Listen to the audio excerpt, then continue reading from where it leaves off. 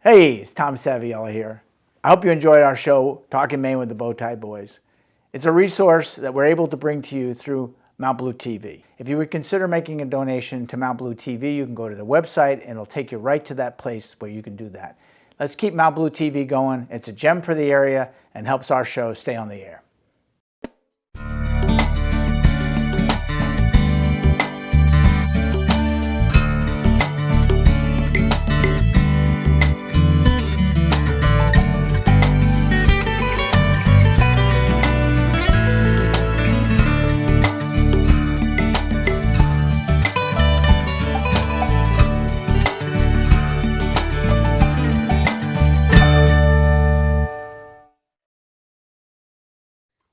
Welcome to Talkin Maine with a Bowtie Boy. I'm Tom Saviella. I have my special guest here today, Dr. Jay. Oh, that's right. With butt too. And then Scotty Boy. Whoa, keep socially away. Wow. Well, you know, in all seriousness, we have something pretty serious to talk about today because, as I think most of you know, the nation and the world is under siege from this coronavirus. Not related to Corona beer. That's because there are people who believe that. I mean, it's sad. Corona beer sales slumped. Slumped, you know, and I tell people they forgot the limes. But that's seriously, we need to talk about that. So, because Jay, they've actually called it a pandemic now in the world. So what does that mean? Let's start with that first. Okay. Well, a pandemic means that the illness has spread throughout the world and that it's an illness that hasn't been seen before. A virus that hasn't been, it's a new virus, a novel virus. No one has immunity to it. Now, an epidemic is a disease that spreads around the world, but like the flu, for example, that has been seen before. Some people are immune to it. So pandemic means it's a brand new virus or bacteria or whatever. In this case, a virus. So a couple of years ago, we had the potential for a pandemic with one of the viruses, one of the flu viruses, because it had never been seen before. Yeah. What happened to that? It collapsed or? Well, that was H1N1. H1N1. A lot of people had it. We had, at Franklin Memorial and throughout Maine Health, we had drills and protocols and policies. And then it died out like the flu does at the end of the winter. So what's so novel about this one? I mean, what's different? So there are a lot of different coronaviruses, and most of them cause cold-like symptoms. This virus started in bats, probably, at what's called a live market in China, and somehow mutated so that the little, you've probably seen pictures of it, it's got the little star of buds hanging out. And those little buds allow the virus to bind and invade cells. So somehow there was a mutation that changed the ability of those little buds so that they could bind to human cells. So it made the jump from animals to humans, and similar to what's called SARS and MERS, which were other coronavirus diseases that didn't become pandemics. But they had the same ability to bind in, because if I remember with the virus, there's no way you can't take antibiotics for it. That's right. It binds into the cell, it actually injects its DNA into the cell, takes the cell over, and then continues on until it has a whole big effect. Right, and in this case, it's an RNA virus, but it works the same as the DNA virus. And is it into your lungs that it has that effect, or is it? It takes over the cells in your throat and your nose first, works its way down to the lungs. So it's just like a really bad cold in a lot of ways, except it gets worse because your body is not used to that. Yeah, and no one has antibodies against it, so everyone is susceptible to it. How long can it live outside of the human body, or? That's a good question. Organism? And I was just reading this morning, somewhere between 3 hours, okay, if it's a droplet like you sneeze and lands on a table, to perhaps several days on a glass or plastic. And it's really, we don't know. Yeah, I mean, what I read was 3 days was the average, and then somebody else had on, you know, and it's trying to sort through all of this stuff. Exactly. It keeps changing. It's changing, but it's new. There's new information every day. There's rumors, and so it's hard to find the science. So where did this thing start? Well, it started in a bat, probably, in a live market in Hunan, China. They eat bats? They eat bats, Okay. yeah. And the virus mutated, and someone ate it or somehow came in contact with the bat. and the rest is history. And then in China, as we were talking, is that because of the government they have, the person that was there was afraid to tell anybody that it hit. Right. It took a while before it came to the attention of the central government, which then reacted pretty well by containing and quarantining the area. And in truth, the new cases in China seems to have fallen dramatically. Yeah, I've read that, but in essence, what they did better than they did with SARS, because if I remember correctly, they kind of denied it, and then finally admitted there was an issue. Right. In this case, as soon as they did have that information, they closed it down as best they could. And some of the physicians and hospital people who were involved in the early cases died of it. So it almost took that to get the attention of the central government. So the symptoms. If I'm going to, and I'm in that susceptible. We're all in that susceptible population. I mean, Jesus, so what are the symptoms am I going to see? The symptoms are cough, a dry cough, fever, especially fever, and shortness of breath. Those are the main symptoms. Some people get a sore throat, but not everyone gets a sore throat. And that's just body aches, and fever, cough, shortness of breath are the worrisome signs. So diarrhea isn't the big killer. No, it's So not then- a GI virus. So all of this toilet paper that's being wiped off the shelves is wiped off the shelves. Oh, it's gone. That was bad. You can always cough into it, I guess. okay. It's fine. But if people are advised not to leave home, Yeah, that's true. what do you need? Toilet paper. Yeah. But I don't think at the same amount that they're doing, unless they use a lot. I mean, I'm not No, laughing. We did it. I mean, we went to the store and we bought things like we've got some the solution that you have all the minerals and stuff in it. Pedialyte? Yeah, Pedialyte. We have that. Some ginger ale. We got good old Jewish Chicken soup. chicken soup Yeah, chicken is ready soup. to There you go. go. Yeah. So we anticipate that probably at some point we may have it in my household. Well, the best things are antibacterial wipes, and which most of them will kill viruses also. Hand sanitizer. Soap. And I was going to say, plain old soap and water is probably the best, best preventative measure.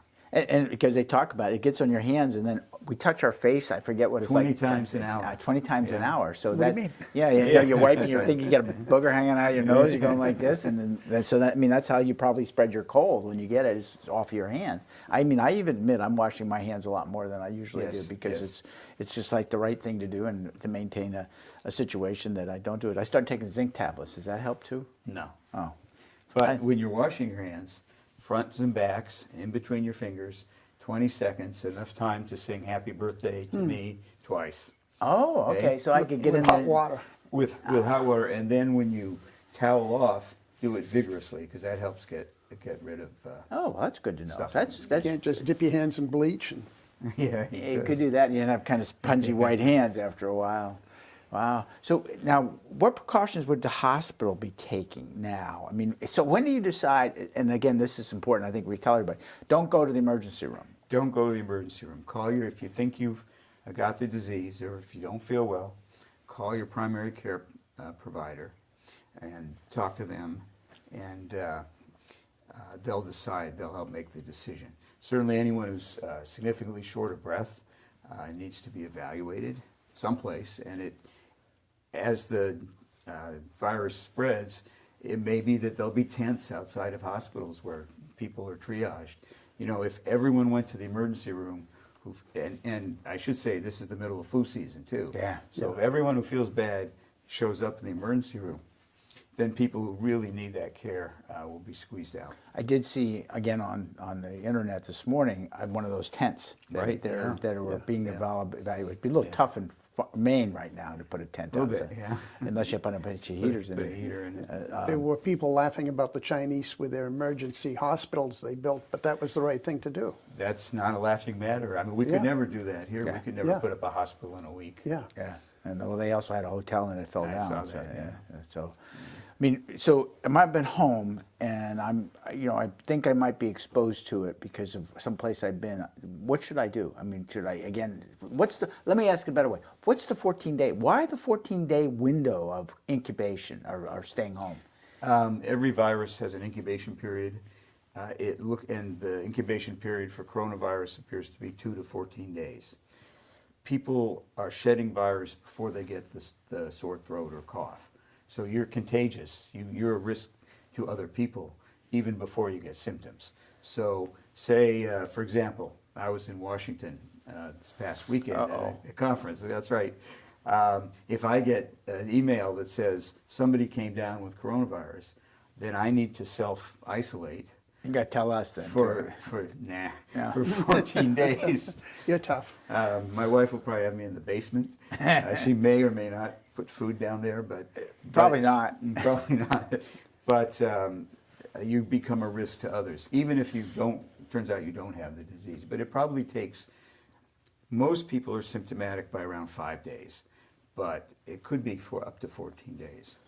Wow. Now it doesn't. If you have no symptoms, going and getting tested won't help, because it could be that you're just not shedding virus yet. You may have a false negative test. So explain what you mean by shedding virus. Well, when you cough, sneeze, etc., viral particles come coming out out. with whatever you're coughing. or So the sneezing. end of the danger period is when you're free from the coughing and sneezing? No, well, if you've been exposed and you don't get sick after 2 weeks, then you're fine. Yeah. Everyone is different in who gets sick in terms of how long it takes them to test negative. Some people test positive long after they feel well. So that kind of person who actually gets the disease and gets tested as positive needs to be retested once they're feeling better. Wow. And healthy people can carry it even though they don't get infected? Most people who get the disease have some symptom. Okay. And mostly because our bodies don't I've never seen it before, and so aren't immune to it. So they don't recognize it as a potential enemy to them. Well, they recognize it, but once it gets going. Wow. Wow. So as recently as our governor has decided it's better not to have people in these bigger congregations, why would that be? I mean, it's logical to me, but let's just answer the Well, question. okay, because say someone has the virus and they're shedding virus and they're contagious, and they are at a conference with 200 of their best friends, well, those 200 people now are at risk. It looks like every person with the disease gives it to 2 other people. And so there's a geometric increase in the number. So it's not like 1, 2, 3, 4. It's 1, 2, 4, 8, 16. A million in no time. Wow. You know, one of the things that I see a lot of people doing, and we talked about it before, is they wear masks. Right. And they're thinking that they can protect themselves, and that really doesn't provide any protection for them at all. A person who doesn't have the disease shouldn't be wearing a mask. Hand washing, don't touch your face. Those are the biggest. And also keeping distance from other people. And not shaking hands, not hugging each other, not doing it like in Italy. They like to kiss on both cheeks. What can I tell you? We're Italian. We like it. We're just that way. This is really very frustrating. It's like, I'm supposed to do that. That's a hard change to make. It is hard. Typically, I shake hands in the house Right. 30, 40 times a day. That's anyway. right. You politicians are kissing babies. It's Yeah. only that way. You Only that way. politician are kissing babies Oh, and shaking hands. and we sit right beside each other, and there's 200 of us in this room. Right. Maybe she'll send us home.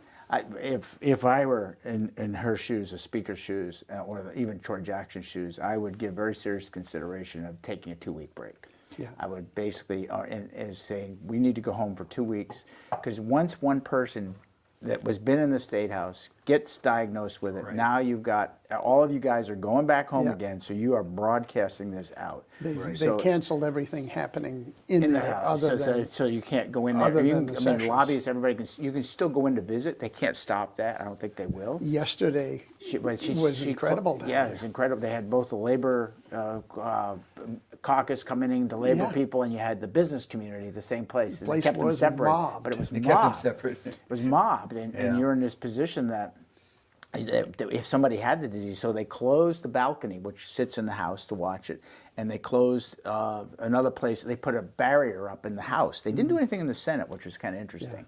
because they're not worried. They're tough guys. Oh, yeah. Well, and they're going to be streaming the legislature online so that the public can still. Yeah, it's been streaming online, but you can get it so you can watch what's going on.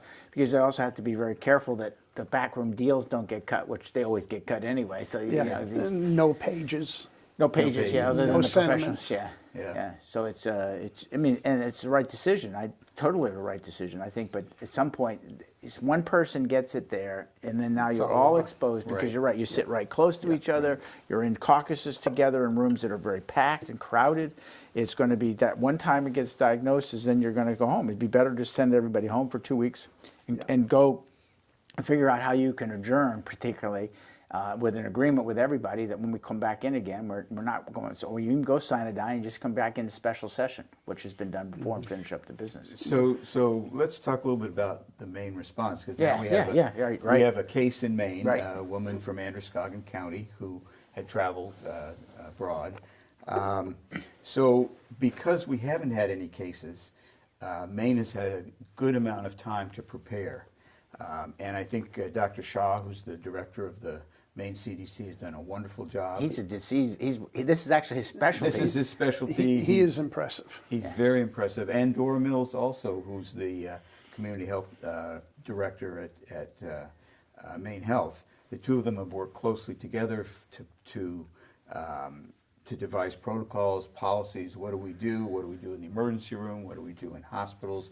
How many test kits do we have? Because that's been a limiting factor. Right now, the Maine state lab does the initial test and sends the results of the positives to the CDC in Atlanta to redo the test to make sure that the Maine lab is doing correctly. Soon, if the results are all corroborated, the Maine lab will be able to do it. We'll have turnaround time in probably less than a day for that test. And we have the capacity to do that?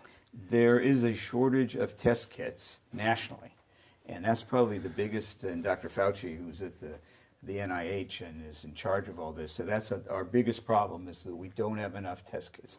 And so you really don't know. So with the flu, 0.3%, so 3 out of 1,000 people die. We don't know really what the real death rate is of coronavirus, because we don't know the total N, the total number of people who get the virus are maybe just a little sick, never come to attention, because we don't have the ability to test those large populations. It looks like 80% of people who get the virus just have cold or flu symptoms, recover fine at home.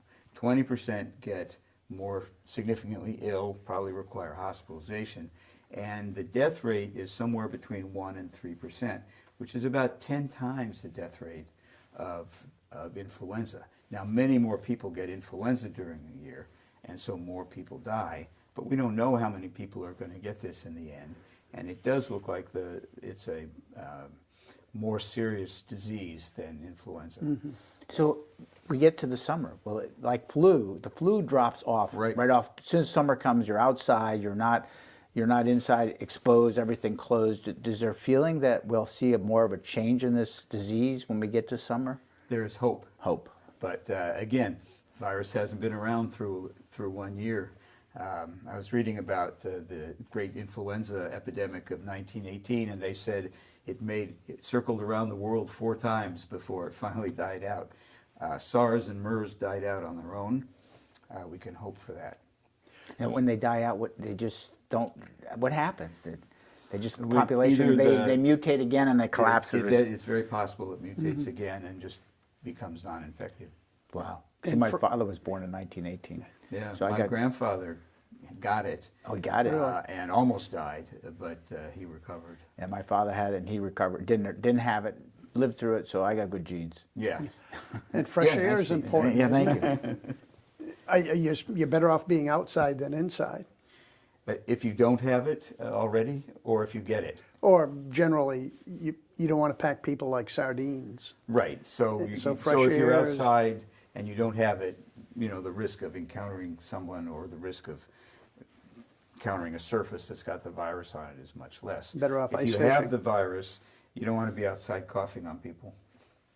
But outside, maybe at your house, if there's acres. Yeah, you could be in your yard. At my house is fine. Yeah, you're in pretty good shape. Yeah. The other things you got, your goats could get sick. Could this be We don't want transmitted to animals? There was one report of a dog testing positive, but it was probably the dog's coat.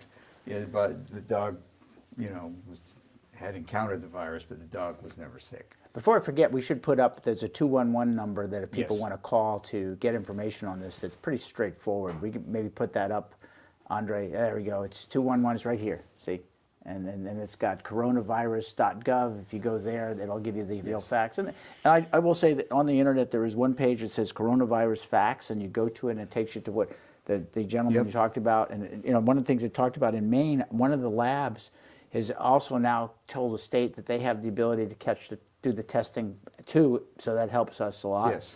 And then somebody has developed a test that can do like 4,800 in a day versus the one or two that they've Right. been able to Right. do. That's So what they- the technology's coming along real quickly. And part of the governor's proclamation yesterday was that insurance companies would be required to pay for testing for coronavirus. Yeah. I mean, what's interesting is that the vaccination, there's a lot of stuff going on. How will they create a vaccine for this? What happened? Because I know one other thing I was going to say, there's a novelty to this disease too, because all the technology we have out there, when they got the structure, they put it out immediately to everybody, which Right. is so now so everybody can be working on this thing rather than, oh, I got it, I'm not giving it to anybody until I'm going to benefit from this. So they have put it out there, and I think even developing the structure, they put it out there with what information they had. So to develop a vaccine, you've got to decide first what part of the virus would cause your body to make antibodies against it. So is it the little knobs? Is it the outer envelope? Is it the proteins inside the virus? Is it RNA? So you've got to find out what's immunogenic, it's called, and then you've got to make Serum. well, you make those particles, and there's some vaccines that are live virus, which means it's a weakened virus. Some vaccines are just parts of the virus.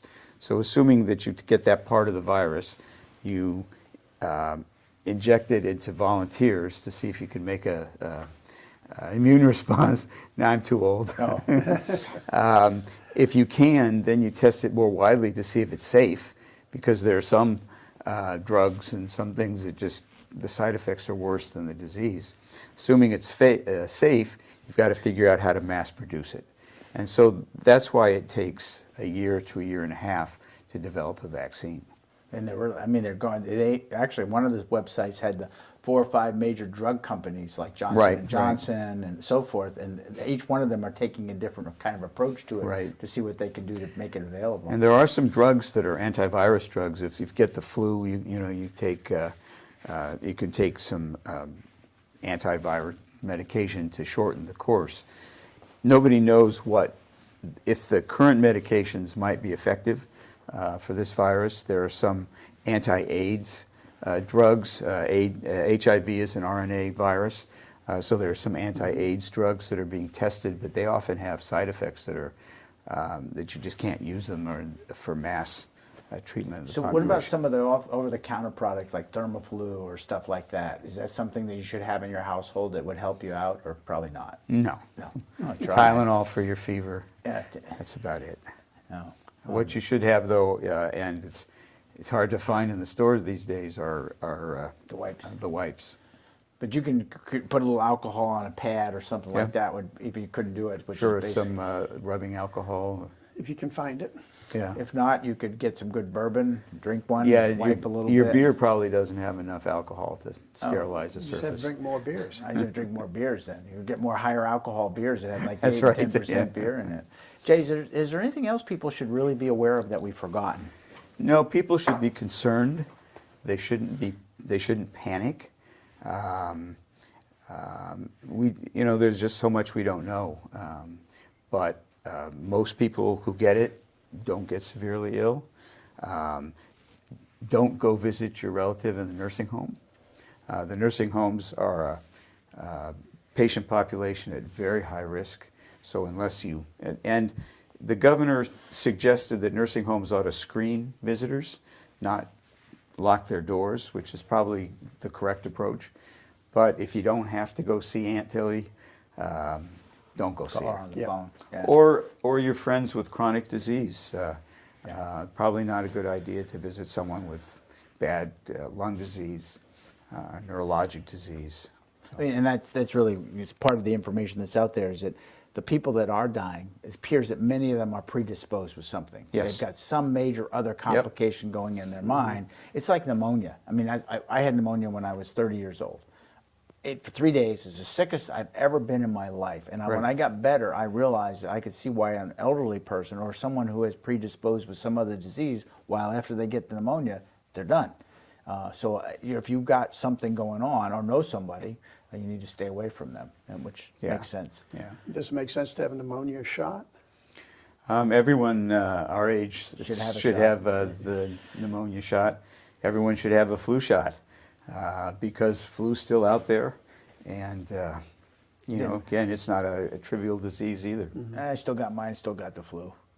But you probably didn't get as bad a case. Yeah, I was knocked out for a couple of days, but I got my shingle shot. You Yep. got your shingle shot, your pneummonia shot, and your flu shot. But I will get the flu shot because I'm sure that whatever I got would have really destroyed me if I hadn't had it. Yeah. So, I mean, those are the things that are available to you, and they're covered by your insurance. And with the flu, sometimes the virus that circulates in the community isn't necessarily the virus that the vaccine has.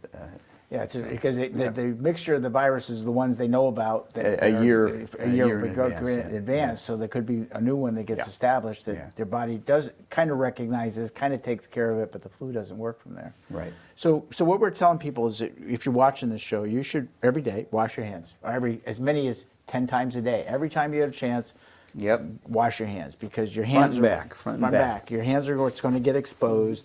You're going to touch your face 20 some odd times during the day, during an hour, which you're going to expose yourself potentially to this disease if it's around.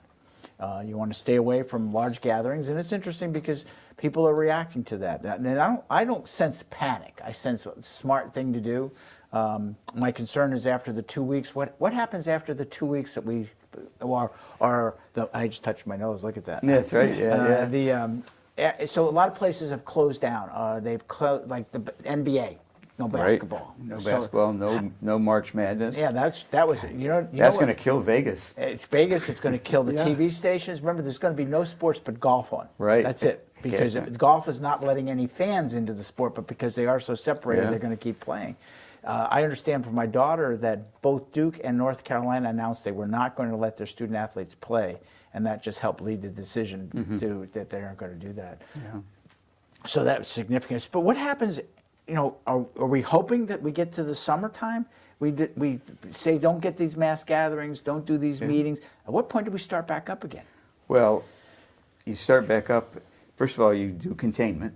Okay, you start back up when the number of cases dwindles down to a low level because then you've contained it. I think this travel ban from Europe probably the right thing to do. A little bit late, but.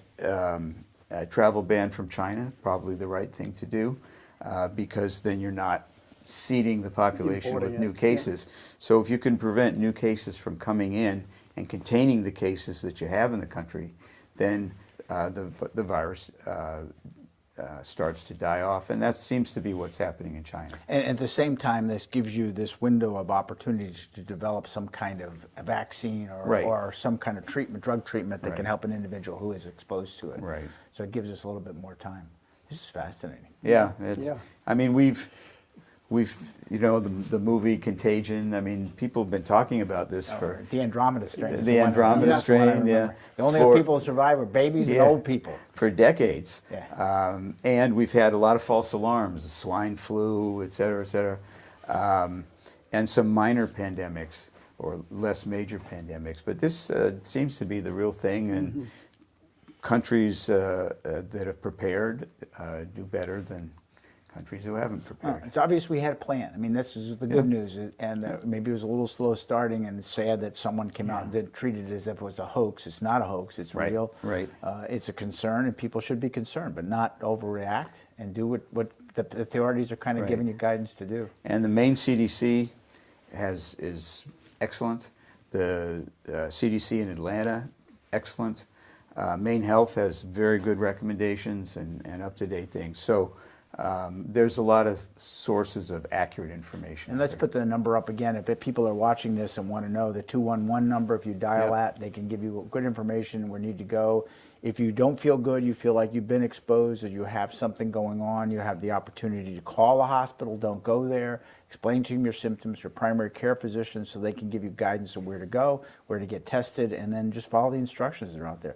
And you don't need 7 tons of toilet paper because this does not affect the GI tract. No. Hey, this is great, Jay. Maybe as we go on in another couple months or so, it would be good to have you come back on and update us where we Sure, stand. anytime. All right. And when you become a real doctor and don't have to practice anymore, will you let us know? Thanks for coming on, Scotty Boy. My pleasure. Jay, thanks. Thanks for Sure. tuning in. Take this serious. Wash your hands as much as you can. And if you have symptoms, give your doctor a call. We'll see you next time. Thanks for tuning in. Good job.